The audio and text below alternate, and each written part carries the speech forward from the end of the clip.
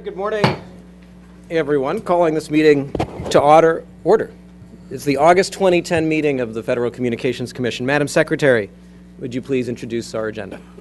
Thank you, Mr. Chairman. Good morning to you. Good morning, Commissioners. Today's agenda includes 2 items for your consideration.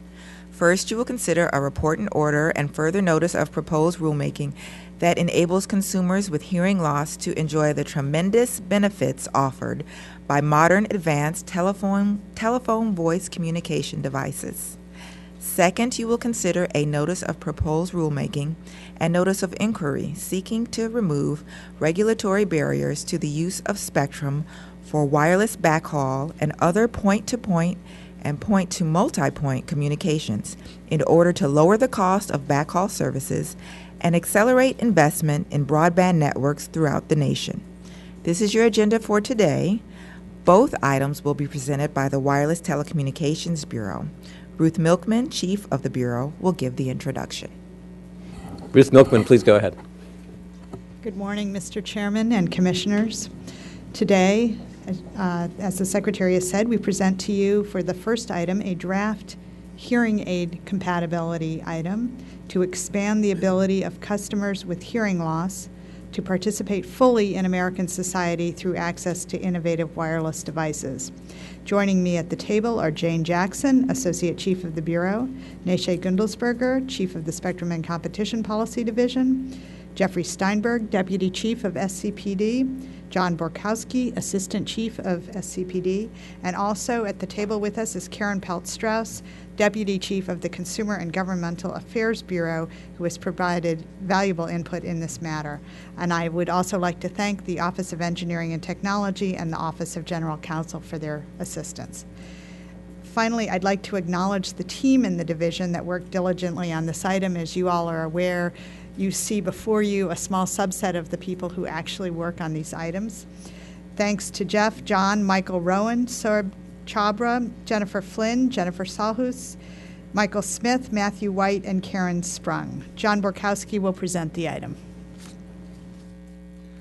Consistent with congressional intent to afford equal access to communications networks to the fullest extent feasible, the policy statement would declare that the Commission's hearing aid compatibility rules should provide people who use hearing aids and cochlear implants with continuing access to the most advanced and innovative technologies as science and markets develop. To maximize the number of products accessible for this population, our policies must adhere to 3 principles. First, it is critical that our policies encourage developers of new technologies to consider hearing aid compatibility at the earliest stages of the product design process. Second, our policies must preserve the conditions for innovation and investment by accounting for technological feasibility and marketability. Third, our policies must allow industry the flexibility to channel innovation to promote inclusion. The second report and order clarifies that the hearing aid compatibility rules cover customer equipment that contains a built-in speaker and is designed to be typically held to the ear. Consistent with a consensus agreement among industry and consumer representatives, it expands disclosure requirements currently applicable to Wi-Fi so as to provide customers with additional information about all multi-band and multi-mode phones that operate in part over bands or modes for which technical standards have not been established. The order also adopts a streamlined procedure for amending the rules to incorporate an anticipated revision of the American National Standard Institute's hearing aid compatibility technical standards. In addition, the second report and order modifies the de minimis exception to the hearing aid compatibility rules so that all large entities will be required to offer at least one hearing aid compatible model after a 2-year initial period. The order permits manufacturers that will no longer qualify for the de minimis exception to meet hearing aid compatibility requirements by installing software that enables customers to reduce the power output by a limited amount for legacy GSM operations at 1900 megahertz. Finally, the order expands manufacturers' hearing aid compatibility obligations to apply to handsets sold through all distribution channels, as opposed to the current rules that apply only to handsets sold through service providers. The further notice of proposed rulemaking proposes to extend the hearing aid compatibility rules broadly to include customer equipment used to provide wireless voice communications over any type of network among members of the public or a substantial portion of the public. It seeks comment on whether questions of technological feasibility or marketability prevent application of these requirements to any such devices. The further notice also seeks comment on whether to extend the requirement to offer customers in-store testing of hearing aid compatible handsets beyond retail stores owned or operated by service providers to some or all other retail outlets. Finally, it seeks comment on whether generally to permit a user-controlled reduction of power as a means to meet the hearing aid compatibility standard for legacy operations over the 2G GSM air interface at 1900 megahertz. The item is consistent with a recommendation in the National Broadband Plan that the Commission update its hearing aid compatibility rules to allow Americans with disabilities to experience the full benefits of broadband. We recommend adoption of the item and request editorial privileges. Thank you very much. If nothing else from our staff, let me ask if there are comments from my colleagues. Commissioner Cobbs? Well, I am so pleased that today we affirm once again our commitment that every American has a right to full inclusion in this day of technology revolution. Throughout my years at this commission, I've had countless inspiring opportunities to work with the disabilities communities, and these experiences have reinforced in me the critical role this agency must play in ensuring that all Americans are participants as technology advances, that their accessibility needs are being met when communicating over the telephone, as we address here, watching television, or accessing and using broadband. We have made progress, to be sure. We've made good progress, but there's more to do, and as opportunity creating new technologies keep coming at us, we need to be always ready to make sure these new products and services that are so full of promise for our disabilities communities are available to them. So I welcome this clear going forward statement of policy we make today that persons with hearing aids and cochlear implants must have access to the most advanced and innovative technologies that science and markets can produce. And I am pleased that we tighten our existing hearing aid compatibility rules by modifying the de minimis exception that applied to companies offering 2 or fewer handsets over a given air interface to now require all large companies to offer at least one hearing aid compatible model after, as you said, an initial 2-year period. Strong and clear rules are critical to accomplishing our statutory obligation of ensuring that our nation's telecommunications networks are accessible to Americans with hearing loss. Our decision will ensure that the hearing loss community has far greater access to the newest and most popular smartphones. And I'm particularly pleased that the outcome we reached today was shaped in no small measure by the input and contributions of the Hearing Loss Association of America and others from the hearing loss community. If I have learned one thing from my years of fighting for greater inclusion for persons with disabilities, it is that accessibility must be addressed at the earliest stage of first product design, but also agency rulemaking. It's far more efficient and cost-effective to have these communities present at the creation of new products and services and at the creation of new government regulations than it is to have to retrofit after it's discovered that something was not properly designed or something was not comprehensively considered. I want to express my gratitude to Ruth Milkman and her team and the Wireless Telecommunications Bureau for their obvious hard work on this item. I would also like to express my deep thanks to the Consumer and Governmental Affairs Bureau, especially Joel Guerin and Karen Pell-Strauss for their ongoing work on accessibility. In the wake of last month's celebrations to honor the 20th anniversary of the Americans with Disabilities Act, I hope that this action today will really re-energize us all to tackle the outstanding issues in this proceeding, as well as on the whole wide range of accessibility issues facing the Commission. As I said, we're making progress here. Legislation is moving on accessibility issues more broadly construed on Capitol Hill. With some good luck, we might even have something approved this week.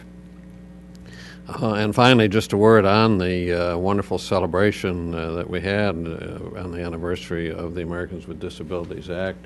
The chairman was there. Several of us participated in that. Our friend Karen Pell-Strauss was instrumental in putting together what I thought was a wonderful technology showcase, but really just an event that really highlighted for the media and for the American people the challenges we face and the opportunities that we have in this whole area of disabilities access. These technologies can open so many doors of opportunity for so many people, and we fail the disabilities communities, and we fail ourselves if we don't find ways to take advantage of it. So I think the 20th anniversary helped highlight and showcase this, but we always need to keep pushing this to the front row of our attention as we move ahead. So it's a good item. I'm pleased to support it, and I look for many more such items in the not-too-distant future. Thank you. Commissioner McDowell. Thank you, Mr. Chairman. I'm delighted to support today's policy statement, order, and notice of proposed rulemaking. Workable and effective hearing aid compatibility is a matter that I have supported with enthusiasm throughout my time here at the Commission, and I'm proud of the leadership role that the Commission continues to play in this area and that the Chairman is showing today. Working with industry and representatives of citizens with hearing loss, our action today collectively preserves conditions for innovation and investment, while also ensuring that these consumers are positioned to enjoy the benefit of new technologies as they are introduced into the marketplace. I do want to thank my chairman and my colleagues for their willingness to indulge me in supporting some of my edits to today's order. The teamwork was really outstanding as we all work together on this. I'm confident that we have created certainty for the marketplace and thereby ensuring a smooth and timely glide path for compliance. I also want to thank Chief Milkman and her team and the Wireless Bureau for all your great efforts here, and thank you for everything and for everything going forward as we continue to work on these issues. Thank you. Thank you, Commissioner McDowell. Commissioner Clyburn. Thank you.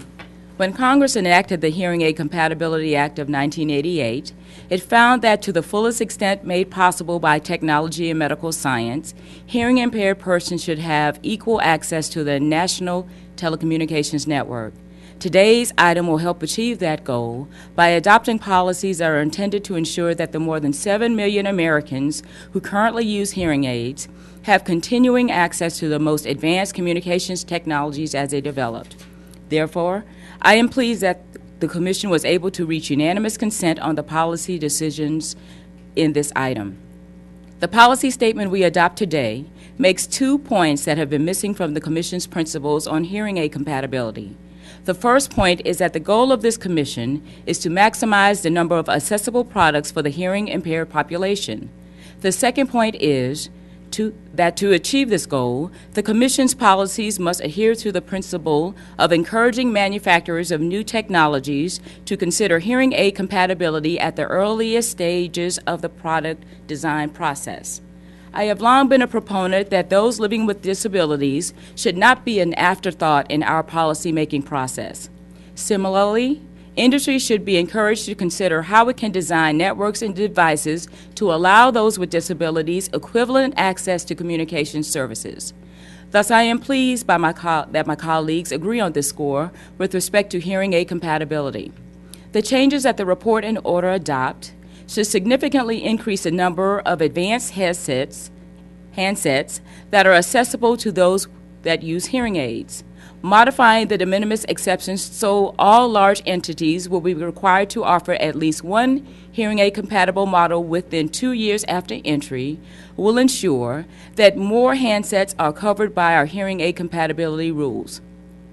It should also lead to the most advanced handsets, such as the popular iPhone, being accessible earlier to those with hearing loss. I applaud the recent efforts of the handset manufacturers and consumer advocates to find consensus on such an important issue in order to expedite our decision. I also support the rule changes proposed in the further notice of proposed rulemaking. As new technologies take hold, it is important that our hearing aid compatibility rules apply so that all consumers, including the hearing impaired, benefit. I hope the Commission will expeditiously consider the record on the tentative conclusion that our hearing aid compatibility rules should extend beyond just CMRS services to include customer equipment used for wireless voice communications over any type of network by a substantial portion of the public.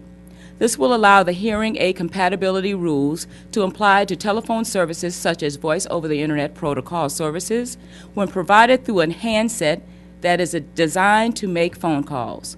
I look forward to seeing the innovations that unfold in the design of hearing aid compatible equipment.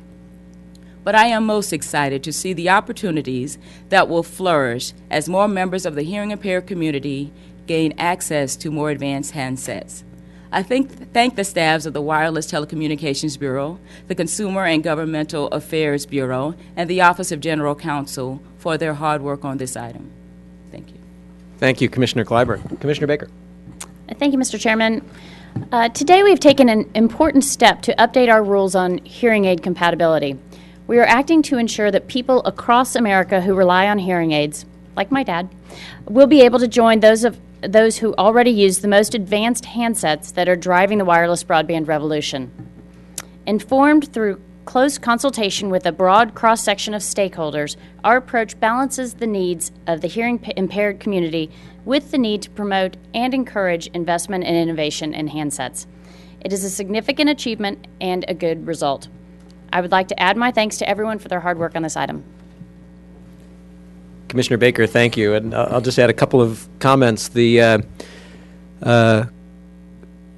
core mission of the FCC is to bring the benefits of broadband and modern communications to all Americans. And a vital part of that mission is to ensure that the millions of Americans with disabilities have meaningful access to communications infrastructure that's so vital to inclusion in our economy, our democracy, healthcare, and education. And so I couldn't be more pleased by this item, and notwithstanding the fact that it's not exactly the 20th anniversary of the ADA, I will note that this is our first meeting since the 20th anniversary of the ADA, so we're in the zone of anniversary, and it's very appropriate that we're doing this today. As others have mentioned, this item addresses the challenges faced by the 8 million Americans who use hearing aids. The Commission's actions today will help those Americans with hearing loss have meaningful access to the most exciting and innovative wireless communications devices on the market. First, we adopt today a policy statement that's unprecedented. It's unprecedented in the fact that we're doing it and in what it says. It emphasizes that developers of new technologies consider in their early planning and development hearing aid compatibility as part of the design process. For too many years, Americans who have hearing loss have faced the uphill battle of attempting to obtain hearing aid compatibility after the devices were developed and on the market. It's frustrating to everyone. It's more difficult. It's more expensive.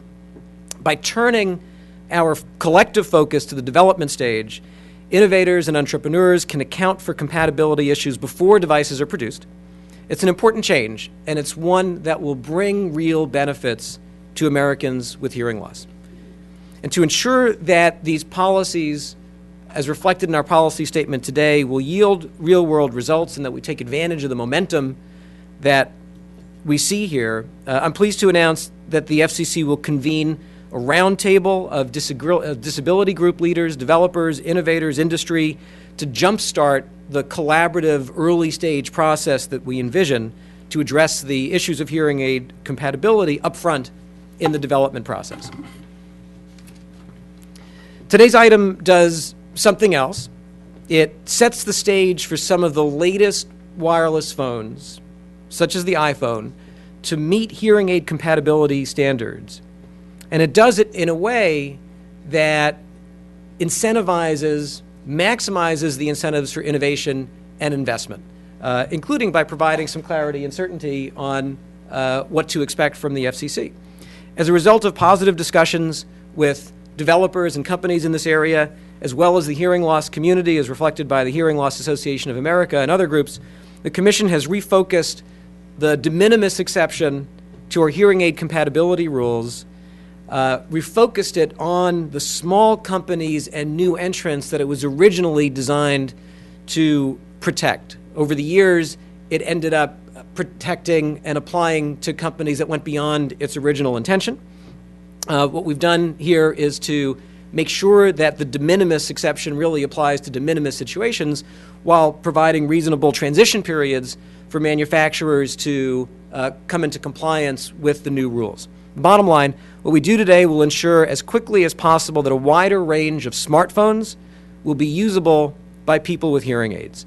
So I'm very pleased with the work that's been done here. I'd like to thank everyone involved. I won't mention any of you specifically because too many people were involved in this, as reflected both by the people at the table and people who are not.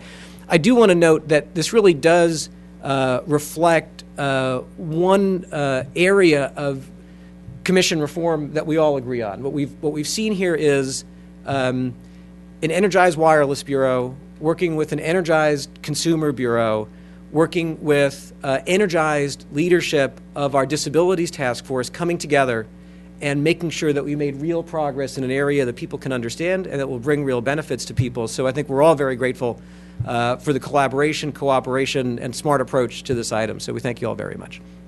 With that, I must take a vote. Unless there's any more discussion, let's proceed to a vote. All those in favor say aye. Aye. Anyone opposed? The ayes have it. So ordered. The request for editorial privileges is granted.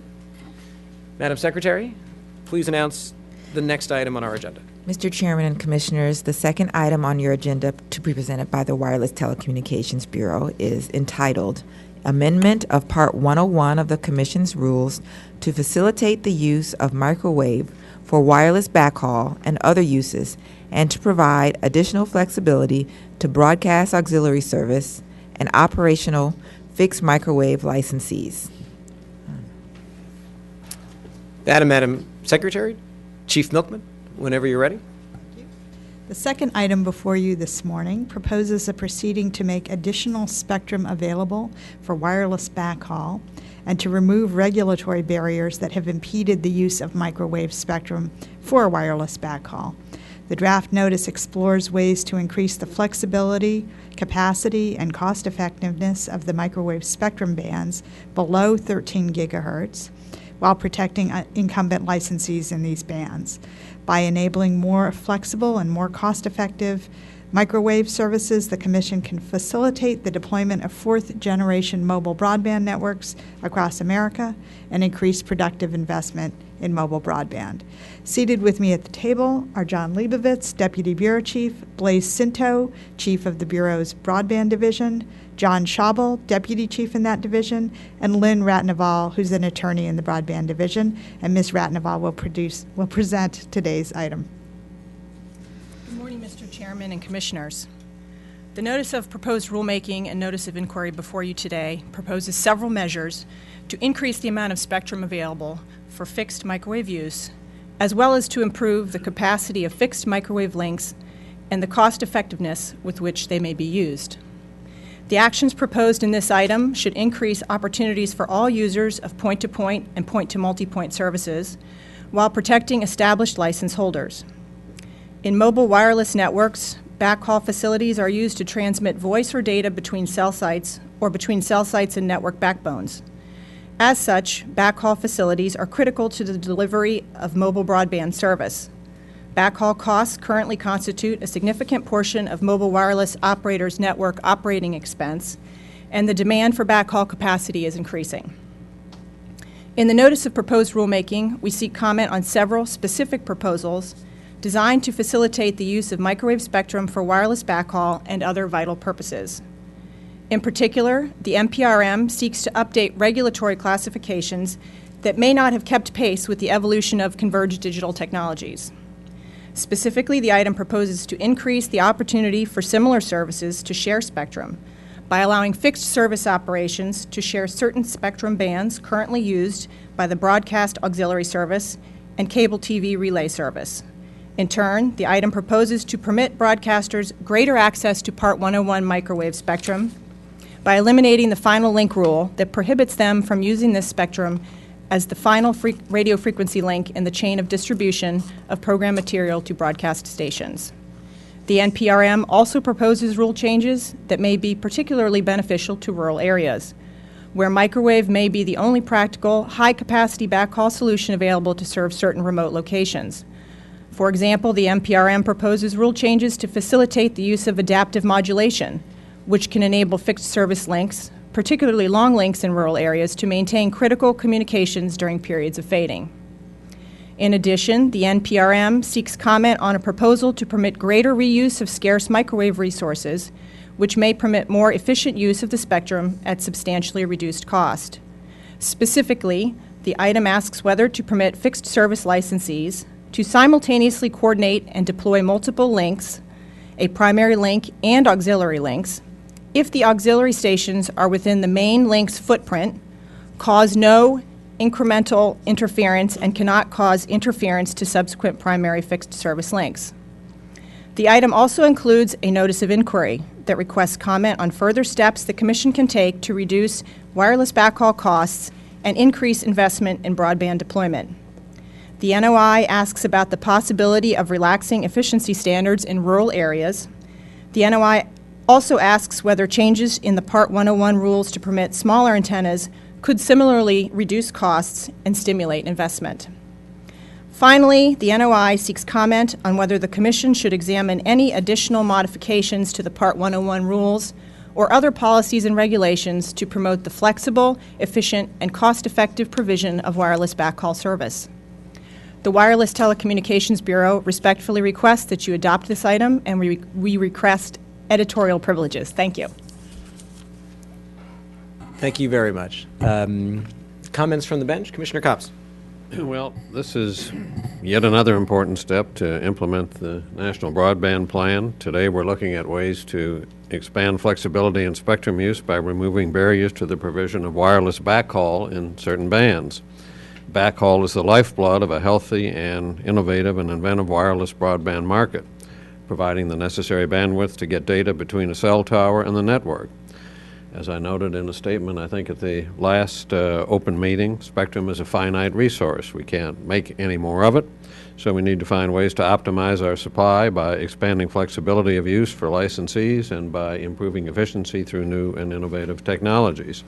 With this notice of proposed rulemaking and the notice of inquiry, we take an encouraging step in that direction. We have compiled and seriously considered a vast number of suggestions and proposals on wireless backhaul in crafting this item, and I'm hopeful that it will spark a robust dialogue on the best approaches to expand essential capacity and competitive choice in backhaul, which is currently a significant part of wireless networks' operating expense. I'm especially appreciative that this item gives particular focus to the economic and geographic impediments working to isolate large parts of rural America from the full potential of broadband. Many rural areas have few, if any, real options for fiber backhaul and increasingly rely on wireless backhaul to deliver the capacity they need for broadband. Admittedly, some of the difficulties facing these areas may be the result, at least in part, of outdated regulatory policies that limit flexibility and competitive choice. But in calling for a national broadband strategy, Congress directed us to ensure that every American has access to broadband capability, no matter who they are, where they live, or the particular circumstances of their individual lives. Through responsible reform efforts and inventive solutions like those proposed in this item, we can overcome these obstacles and ensure the broadband rights of all Americans. So I'd like to thank, again, Ruth and her entire team who worked to bring us such a thorough item for consideration, and I look forward to working expeditiously with the chairman and all of my colleagues as we continue to try to maximize the public interest benefits of our precious spectrum resources. Thank you very much. Commissioner McDowell. Thank you, Mr. Chairman. I'm delighted to vote to approve today's notice of proposed rulemaking and notice of inquiry seeking guidance on removing regulatory barriers to the use of spectrum for backhaul and other point-to-point and point-to-multipoint communications. By enabling the deployment of more flexible and cost-effective microwave services, the Commission will be poised to assist with increasing deployment of 4G mobile broadband networks. Last month's report from the Pew Internet and American Life project reveals that American consumers are indeed taking advantage of a much wider range of mobile services, of course taking pictures, web browsing, recording and sending videos, and so on. Of course, this is even before the launch of 4G technologies. As the use of mobile data increases, providers will need to increase their backhaul capacity, including microwave backhaul, to accommodate that traffic.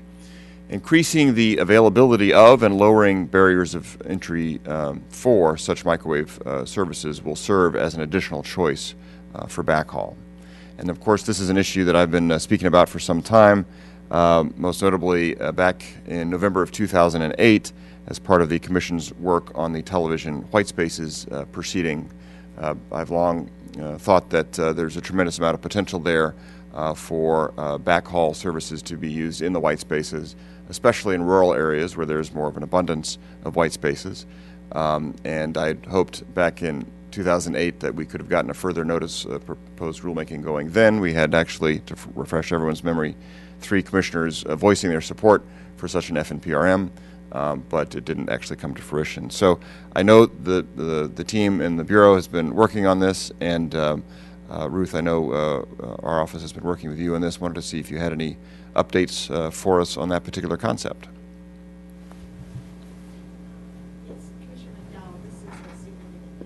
And one that OET and the Wireless Bureau have been working on together and thinking about.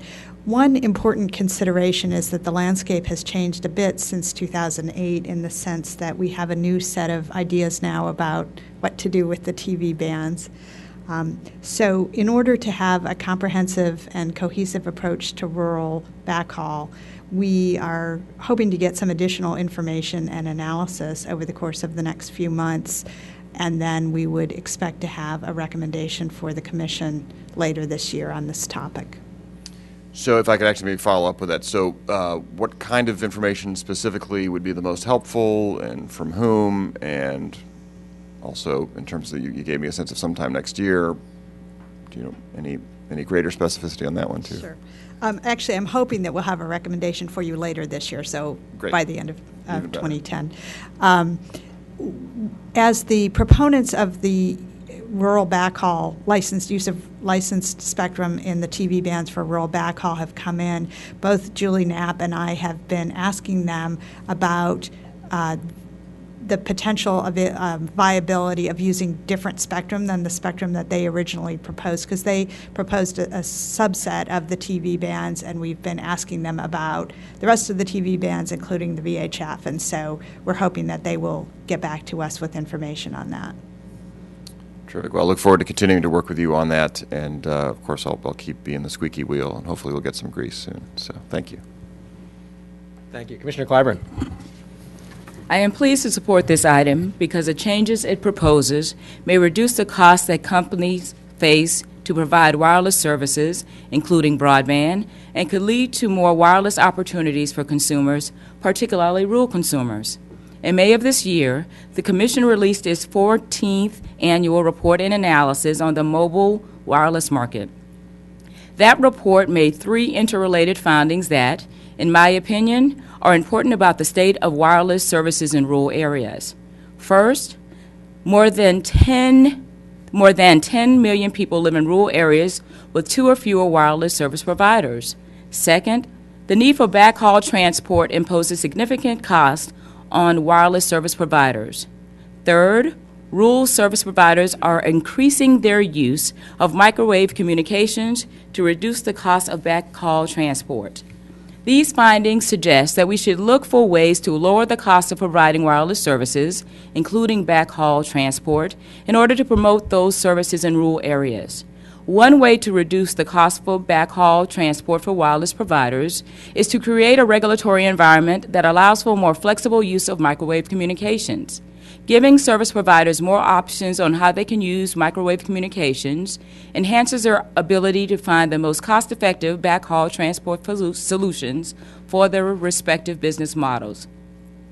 This item identifies a number of areas in which the Commission's rules could encourage more flexible use of microwave communications of up to 750 megahertz of spectrum, while proposing to protect incumbent operations and increase the flexibility of operations.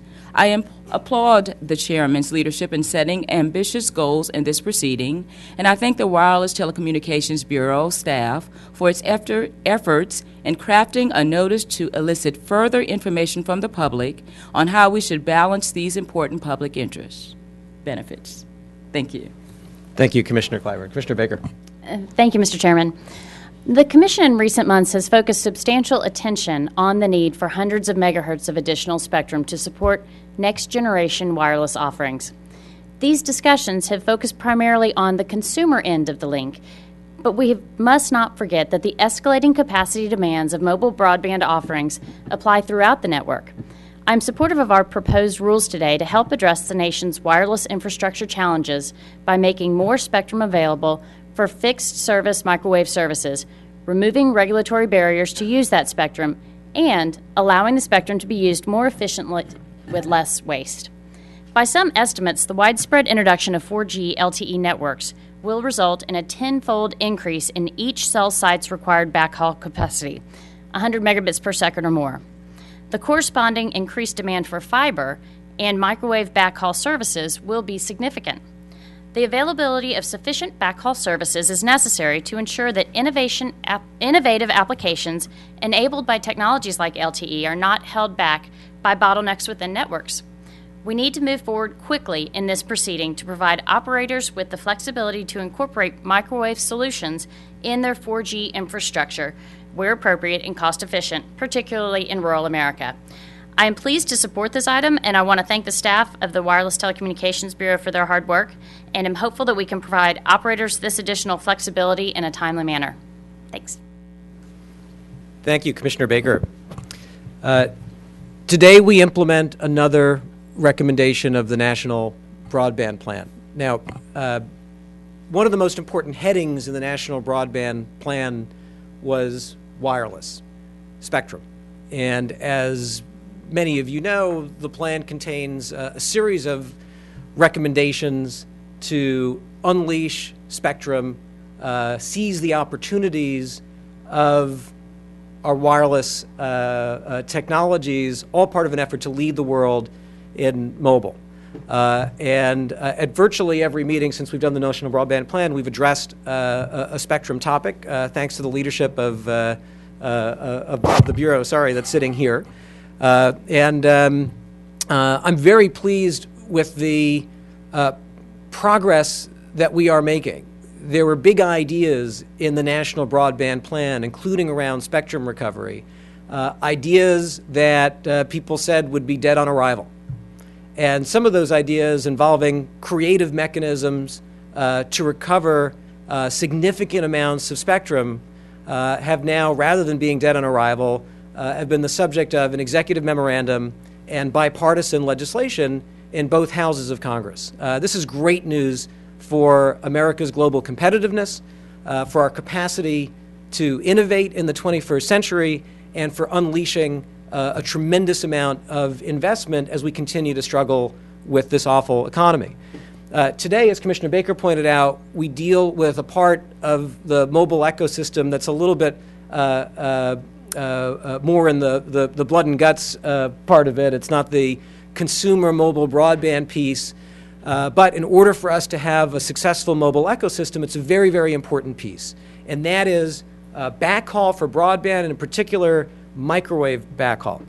Microwave communications has become, in a growing number of situations, a viable option for backhaul of mobile broadband traffic. Remember that one of the largest problems we face as a country is that the costs of reaching the more remote parts of our country is incredibly high. Solutions to that is something that we spend a lot of time on.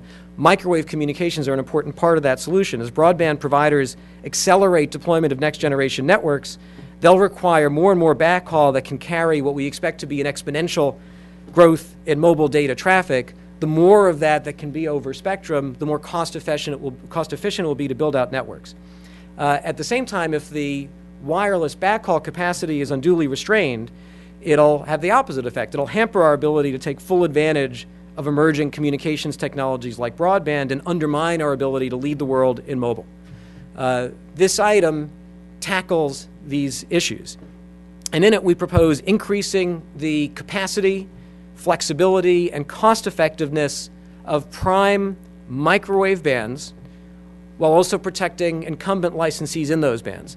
The increased flexibility proposed in the item will also make more frequencies available for fixed broadcast studio links. Flexible rules, spectrum flexibility, can increase our efficient use of microwave spectrum. And with spectrum sharing that technology is increasingly making possible, we have the opportunity to make 750 megahertz of microwave spectrum newly available for broadband backhaul or other advanced point-to-point uses.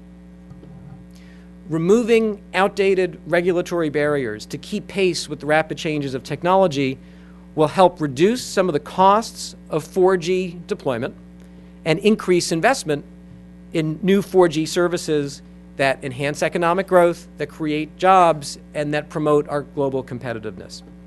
The item recommends a series of concrete steps, as you've heard, to facilitate deployment of mobile services on which all Americans, regardless of geography, increasingly depend to communicate for work, for family, for personal safety, for our economy. These changes in our microwave rules can have a particularly positive impact on rural America. For the reasons I've said, microwave backhaul may be the only practical solution available to reach 4G cell sites in very remote rural areas.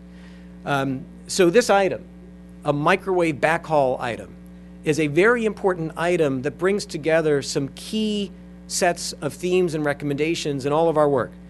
Unleashing spectrum, removing outdated regulatory barriers that get in the way of deployment of new communications technologies, and a focus on the unique opportunities and needs of rural America.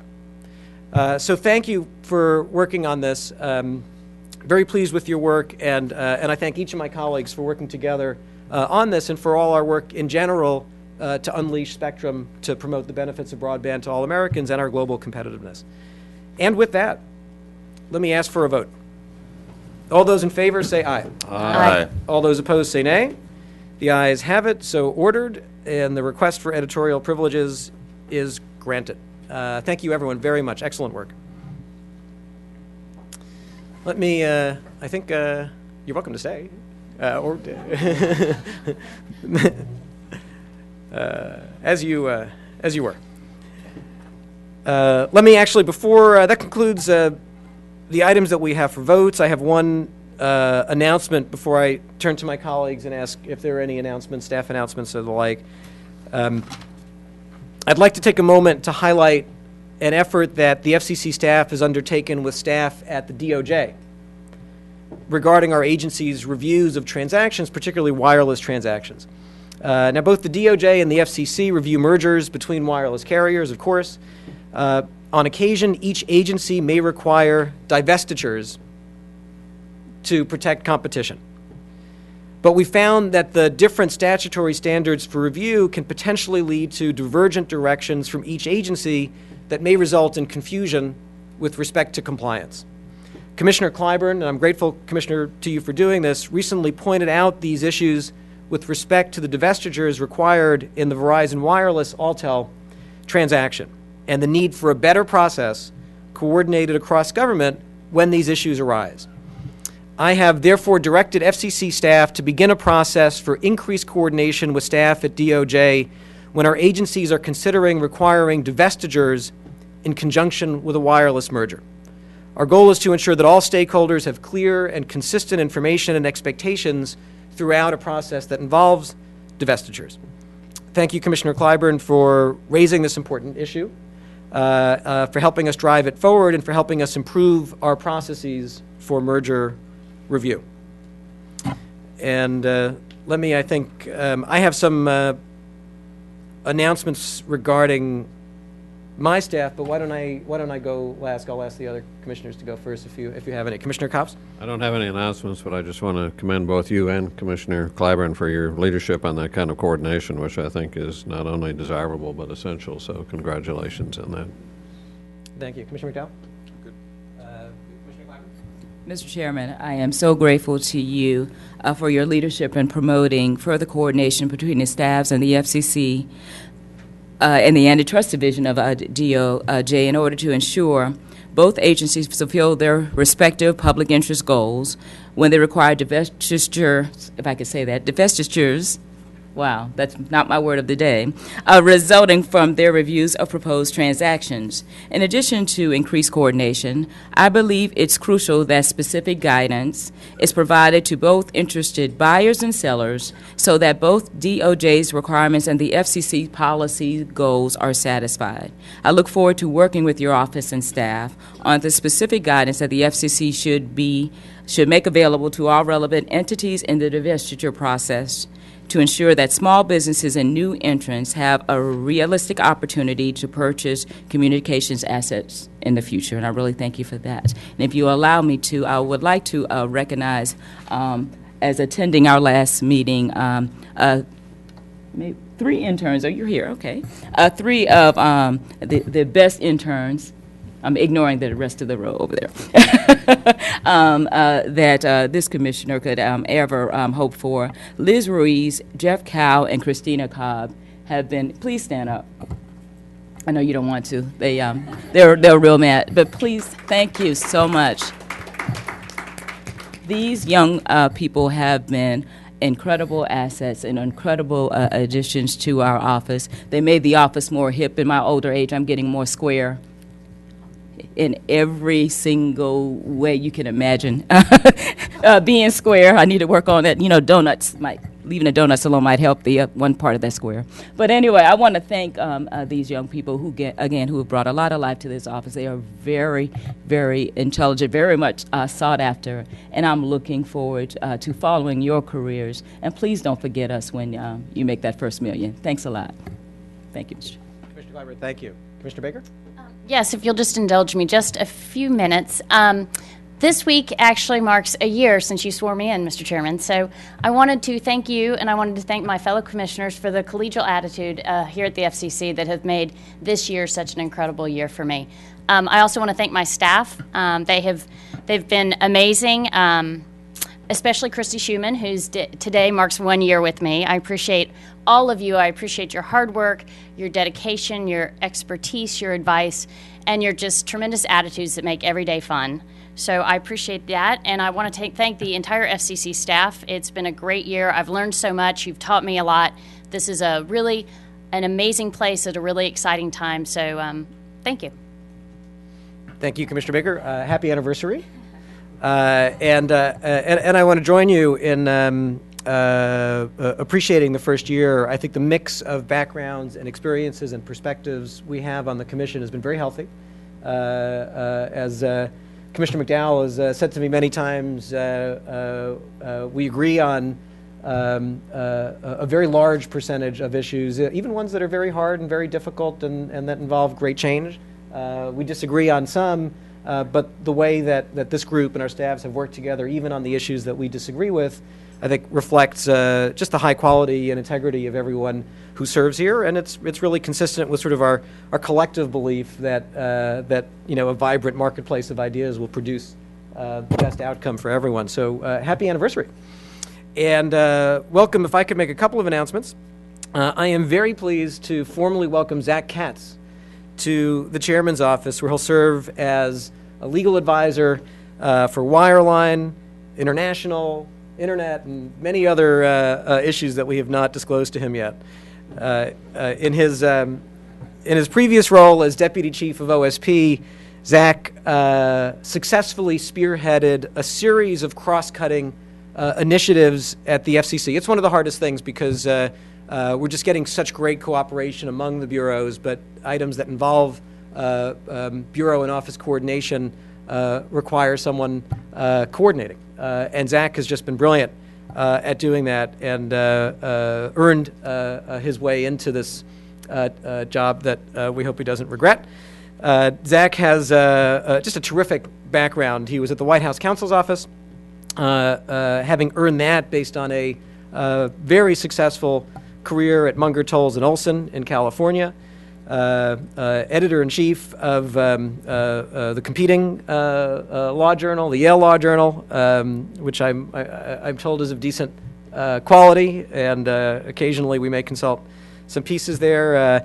Zach also worked with technology companies at a strategic consulting and investment firm in Silicon Valley, and I appreciate the depth of the background, Zach, that you bring to this. You've shown consistently great analytical skills and judgment, and I'm very pleased to welcome you to the chairman's office. I'm equally saddened to be saying goodbye to Priya Iyer, who I don't see here today, and if she's not here, it's because she has her hands full now. Priya has been appointed Deputy Chief Counsel to the National Commission on the BP Deepwater Horizon Oil Spill and Offshore Oil Drilling Commission. This commission, which is dealing with some very important, challenging items, is lucky to have Priya. Priya had a terrific year at the FCC. We've all benefited from her legal skills, her hard work, her commitment to getting the job done, whatever it was. And so on behalf of all of us, everyone in the chairman's office, all of my colleagues, we wish Priya well, and we look forward to the going away toast. And finally, I'm very pleased to welcome Phoebe Young as Senior Advisor to the Chairman on Broadband. And everyone here knows Phoebe. She was General Counsel to the Omnibus Broadband Initiative. There were so many talented people who were involved in that, and so while it's difficult to single anyone out, Phoebe played an extraordinary role as the kind of substantive and managerial glue to keep the broadband plan on track toward closure. We're very, very fortunate that Phoebe is staying at the Commission and helping provide really important continuity on broadband going forward. Phoebe also has an extraordinary background, including executive roles at Discovery Communications, at AOL Time Warner. She has both domestic and international background experience in her background. She has prior government experience. She also practiced law at a prominent law firm called Hogan and Hartson. And to set up the reality TV Law Review Face-Off, she was president and editor-chief of the Stanford Law Review. And I don't know what we're going to do with all this, these law reviews. But Phoebe's management talents, the brilliance of Phoebe and Zach in joining our team, and I would say of both of you, you're just incredible, friendly, can-do spirit, have been great to have at the Commission, and I'm very pleased that they're being recognized now as you become increasingly important parts of the management team of the agency. So welcome and thank you. And if my colleagues have no further announcements, Madam Secretary, can you please announce the date of the next FCC meeting? The next agenda meeting of the Federal Communications Commission will be Thursday, September 16th, 2010. Terrific. Madam Secretary, as always, thank you very much. I want to thank particularly today our sign language interpreters, and particular pleasure to have you here as we did our hearing aid compatibility item. So thank you very much. We are adjourned.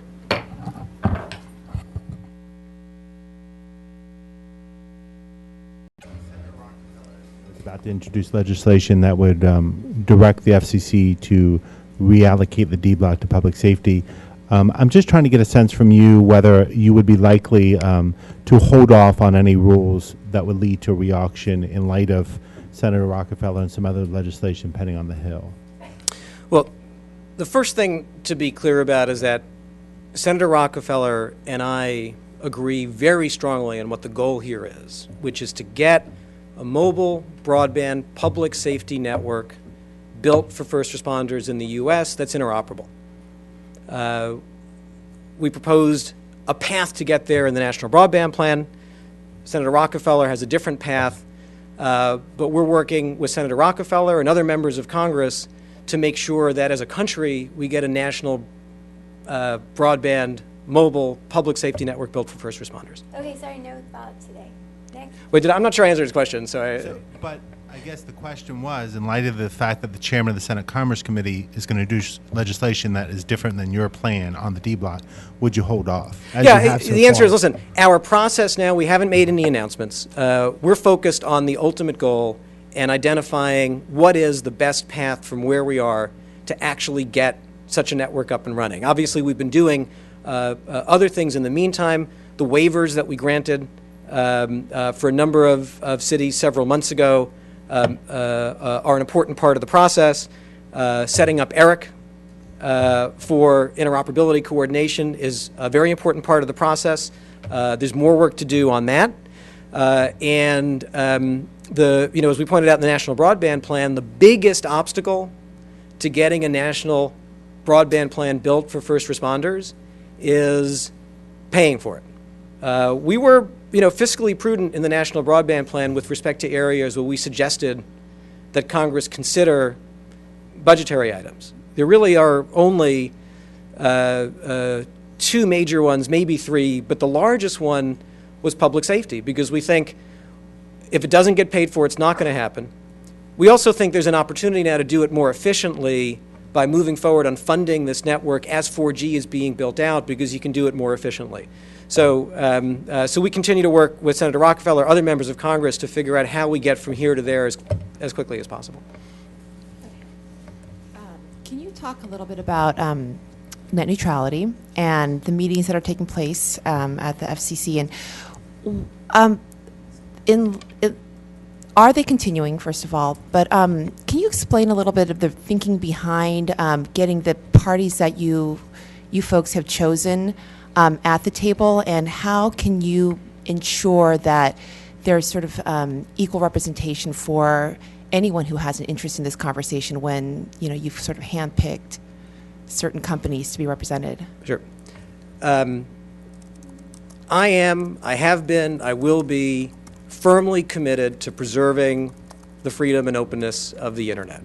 It's been an extraordinary boon for free expression, for innovators, for startups, for entrepreneurs, for investment. And what we are in now is a snapshot in a process that we launched last October with a public notice. We've held over a period of time 6 public workshops, hundreds of meetings with stakeholders. We've received and have made formally part of the record thousands of comments received over the internet and otherwise. We're consulting now through staff with a very broad degree of stakeholders, and we're exploring every process that we can think of to achieve the goal. The goal isn't the process. The goal is preserving a free and open internet for consumers and entrepreneurs. So I'm sorry, I guess you didn't quite answer my question. Are the meetings continuing, and why did you choose those particular companies? I understand this is a snapshot, but these seem to be the recurring meetings that have occupied the attention of your chief of staff. Yeah, there are many recurring meetings. There are recurring meetings. There's a group that's meeting that includes the Open Internet Coalition. It includes people who have historically been active on different sides of the issue.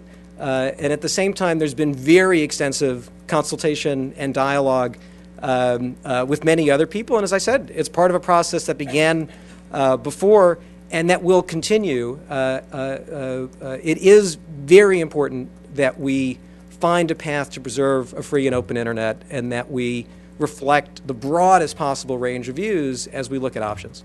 Okay, next. So, Mr. Chairman, what would you say to critics who say that with the secret talks and with the Google-Verizon deal, that you're basically selling them out on net neutrality, which was the president's signature campaign tech issue? The secret talks piece, the talks obviously aren't secret, and to me, any outcome, any deal that doesn't preserve the freedom and openness of the internet for consumers and entrepreneurs will be unacceptable. So does that mean that you don't agree with what Google and Verizon have agreed to so far?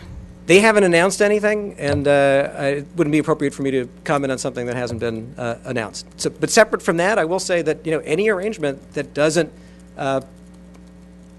preserve the freedom and openness of the internet will be unacceptable. I think we skipped someone. Led.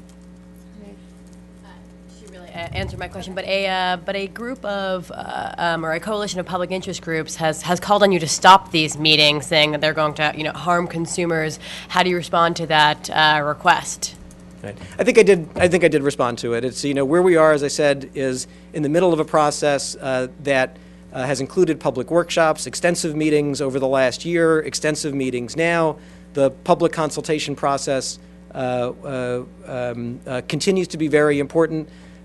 There's a notice and comment process, there are internet comments, there are meetings with people, and we'll continue to do everything we can to consult with the broadest range of stakeholders to find a path to have a real solution to this important goal of preserving the freedom and openness of the internet. Is there a deadline?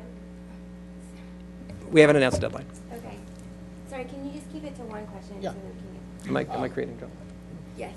Hampton Pearson, CNBC. Taking you at your word, net, the goal is the freedom and openness of the internet. But whether it's Verizon, Google, or other significant stakeholders, what contribution does someone have to make to solving the conundrum of managing traffic flow as part of that end game of a new and more meaningful net neutrality agreement? Well, what you're pointing out is that when you get into it, there are hard practical issues that come up in a rapidly changing technology environment. And as consumers, we want to know that when we're accessing the internet, we have the ability to access any lawful content. We also want an internet that works, that's robust, that delivers us high quality when we're on the internet. And a lot of the discussions from everyone involve tackling the challenging practical issues of in this complex area with rapidly evolving technologies, making sure that we preserve an internet that's about free expression, that we preserve an internet where consumers and the market pick winners and losers, that we preserve an internet where entrepreneurs and startups have a real chance to launch their products and big businesses and hire people, preserving an internet that gets ongoing investment so that we get the speeds that we want as consumers and also as startups who want to put new applications and services on the internet. So the issues are complex, and we're doing everything we can to make sure that there is a good faith, substantive, broad discussion of all the hard issues to see if they can be overcome. Sure, but I have to ask, from a broad policy perspective, the goal is a free and open internet. Can you consider any kind of plan that would treat certain traffic or certain content provided by content producers? I saw that traffic that's prioritized by internet providers. Where the content producers are paying more for that traffic to be prioritized. Can you consider that as something that would meet your goal of a free and open internet? Well, my goal is what I said it was. There are many people who look at this and say, hey, listen, prioritizing emergency services, prioritizing timely healthcare information, that there are hard issues here to wrestle with respect to what kind of rules make the most sense. So it's not, many of these questions resolve the hard work that's going on to make sure that we have an internet that's free and open and meets, I won't repeat them, that meets the standards and goals that I laid out. Okay, Mike? Kind of a similar question. Wouldn't an agreement between two specific companies be fundamentally at odds with kind of the principle that this should apply to everyone? Well, again, I can't comment on a deal that hasn't been announced, so... Just fundamentally, that just to have two companies come up with an agreement Yeah. Wouldn't that be, Look- I mean, isn't the idea that this would apply to all actors and companies? Again, I'm not going to comment on a deal that hasn't been announced. The goal is to preserve a free and open internet. Our process has been focused on consulting with the widest array of stakeholders to determine a path that would have the real result of preserving a free and open internet against a complex framework, both in terms of technology, in terms of the Communications Act, and that has a broad range of support. So again, I can't comment on something that hasn't happened. Our goals are what we've been saying for a while. Keith, do you have a question that's different or? Well, on a related subject. Okay. I Keith Preem with Congressional Quarterly. I'm wondering if the talks we've been asking you about, would they, if there's an agreement reached in the parties of those talks, would that form the basis for a rulemaking on net neutrality, or have any effect on your notice of inquiry on your jurisdiction over broadband? Do you know what? I apologize, but I can't answer that question because it's a series of hypotheticals. You know, the first task is figuring out substantively what are a series of answers to a series of hard questions that people have been asking for a while that ultimately go to the goal of how do we preserve the freedom and openness of the internet.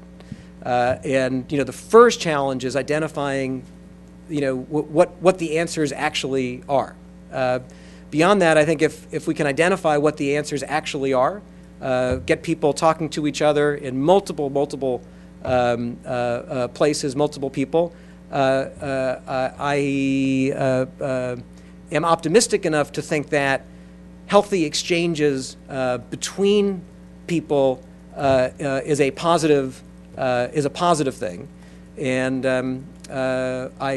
I hope we see good substantive solutions coming out of this. I don't know if it will. We remain committed to preserving the freedom and openness of the internet. If I can just rephrase the question. You've been criticized, I'm sure you've seen, about these talks by people who say this is going to lead to an abandonment of the net neutrality rulemaking and potentially an abandonment. That's already been asked and answered. Well, on the NOI, the NOI question. I'm sorry. Yeah. Hi, Mr. Chairman. Todd Shields, Bloomberg News. Will you bring your third way proposal to a vote at the September FCC meeting? And if not, then when will you bring it to a vote? We haven't announced anything on timing, and I don't have anything to say today. All right, thank you very much. All right, everyone, thank you. Have a good day. Thanks, David. Thank you, Mr. Chairman. We'll now proceed to the second part of the press conference, the staff briefing on today's agenda items. We'll start with the first item, the hack item. Ruth Milkman, the Chief of the Wireless Telecommunications Bureau. Wireless. Start with Paul. We don't have the press release, so can I just ask you, the 2-year period, transition period for the elimination of the de minimis for large companies, is there any more detail you can, it may be very clear in the press release, but I just wanted to ask you since we don't have it. This, unfortunately, is a complicated question because the time period comes up in a variety of different circumstances. Entry, time of standard setting for a particular mode, and I think the short, and it really is laid out in the order, which will be released today, this afternoon, but I think the short answer is they get 2 years. So Are you expecting the hack order today also? I'm sorry, are you expecting the backhaul order today also? I think so. Yeah. Okay. All right. Yes. Okay. I guess that sometimes you look through the release and you see stuff, so I guess that's it. I guess just that question. Okay, thank you.